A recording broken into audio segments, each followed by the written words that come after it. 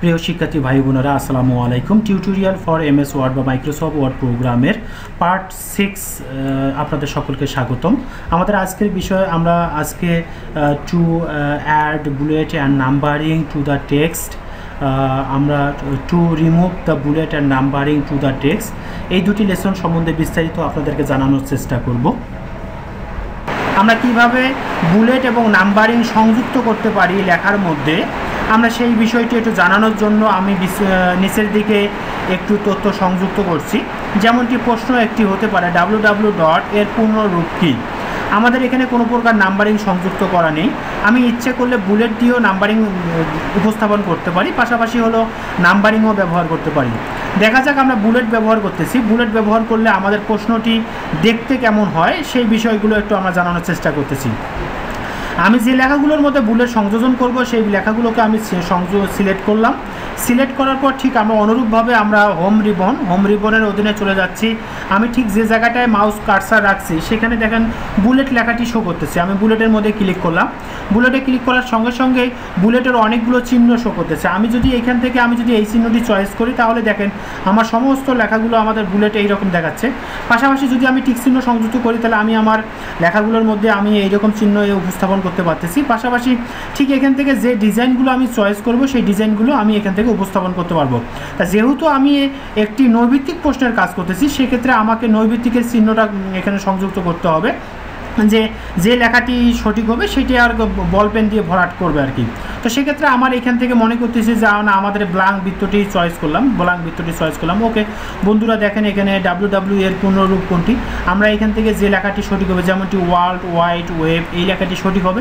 Ball pen দিয়ে আমরা স্টুডেন্টদের দ্বারা ব্ল্যাক বল পেন দিয়ে তাহলে আমরা এই লেখাটি আমরা কি করতে পারি, সিলেক্ট করাইতে পারি। ঠিক অনুরূপভাবে আমরা যদি মনে করি যে না, আসলে আমি বুলেট সংযোজন করব না, আমি লেখার মধ্যে নাম্বারিং সংযোজন করতে চাচ্ছি, তা ঠিক অনুরূপভাবে আমি আরেকটি প্রশ্নের স্যাম্পল তৈরি করে রাখছি নিচের দিকে। আমি আমার লেখাগুলোকে, যে প্রশ্নের অ্যান্সারগুলো সেই লেখাগুলোকে আমি সিলেক্ট করলাম। সিলেক্ট করার পর চলে যাচ্ছি দেখেন হোম রিবনের অধীনে। পাশাপাশি কী হচ্ছে যে আমার নাম্বারিংয়ে, এখন আমি বুলেট ব্যবহার করবো না, আমি নাম্বারিং চয়েস করবো। নাম্বারিংয়ে গেলাম। নাম্বারিংয়ে এখানে বিভিন্ন প্রকার আমাদের স্টাইলগুলো দেখাচ্ছে, বিভিন্ন প্রকার স্যাম্পলগুলো দেখাচ্ছে আমি কোন ধরনের নাম্বারিং ব্যবহার করতে চাই। এখান থেকে যদি আমি 1 2 3 সিলেক্ট করি তাহলে দেখেন বন্ধুরা আমাদের নাম্বারিংগুলো আমাদের ওয়ানটিং হয়ে যাচ্ছে। আমি যদি ব্র্যাকেট যুক্ত চাই ব্র্যাকেট, যদি আমি এখান থেকে যদি আমি মনে করি যে আমার এই ABCDর মতো চাই তাহলে আমি ABCD চয়েস করতে পারি। এবার থেকে রোমান সংখ্যা যদি চাই যে রোমান সংখ্যা চাবো, ইচ্ছা মতো আমরা এখান থেকে যে কোনো স্টাইল আমি চয়েস করতে পারি।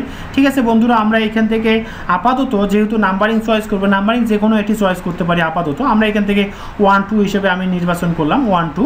ওকে, তাহলে বন্ধুরা দেখেন আমার প্রশ্নগুলোর মধ্যে আমি বুলেট ব্যবহার করা জানলাম, নাম্বারিং। বুলেটের এক্সাম্পলটা আমাদের নিচের দিকে আমাদের এই প্রশ্নটার মধ্যে আমরা দেখতে পাচ্ছি। নাম্বারিংয়ের আমরা নিয়মকানুন নিয়ে নাম্বারিংয়ের স্টাইলগুলো আমরা এই প্রশ্নের মধ্যে দেখতে পাচ্ছি। যদি আমি মনে করি যে না, আসলে এখন আমাদের আমাদের এই রকম চিহ্ন দরকার নেই, তাহলে আমরা ইচ্ছেগুলো চেঞ্জ করতে পারি। ঠিক আবার বুলেটে গিয়ে চেঞ্জ করতে পারি।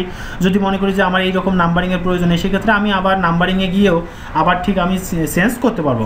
আচ্ছা বন্ধুরা, এখন আমরা চলে যাই নিচের লেসনটি আমরা দেখতেছি to remove A bullet and numbering to the text.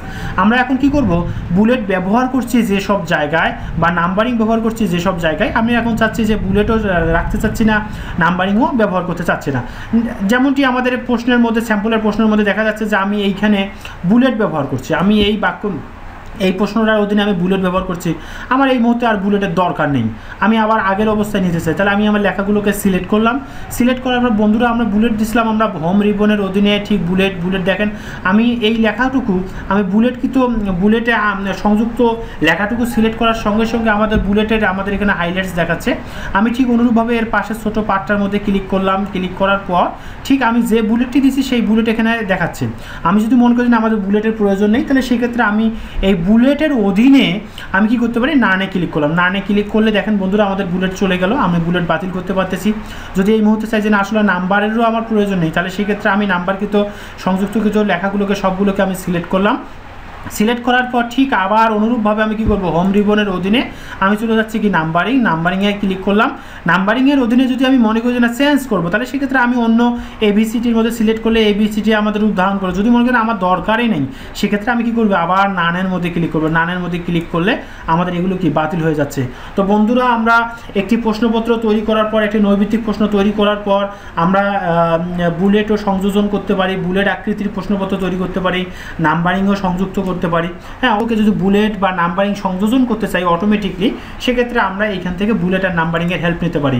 যদি আবার চাই যে না আসলে আমি বুলেট এবং নাম্বারিংগুলো আবার বাতিল করতে চাই, ঠিক অনুরূপভাবে আমরা কি করতে পারি, রিমুভ বুলেট আর নাম্বারিং, এখান থেকে আমরা কি করতে পারি, আমরা ঠিক যেখান থেকে আমরা বুলেট সংযোজন করছি, যেখান থেকে নাম্বারিং সংযোজন করছি, সেইখানে গিয়ে আমরা কি করব, নানে সিলেক্ট করব। নান সিলেক্ট করলে আমাদের কি আসবে, যে আমাদের বুলেট এবং নাম্বারিং যেগুলো সংযোজন করছে সেগুলো আবার বাতিল হয়ে যাবে। তো বন্ধুরা, আজকের লেসনটি আমরা এখানে সমাপ্তি টানতেছি এবং আগামী লেসন 7 দেখার আগাম শুভেচ্ছা রইল আপনাদেরকে। ততদিন পর্যন্ত আপনারা ভালো থাকবেন। ধন্যবাদ সকলকে।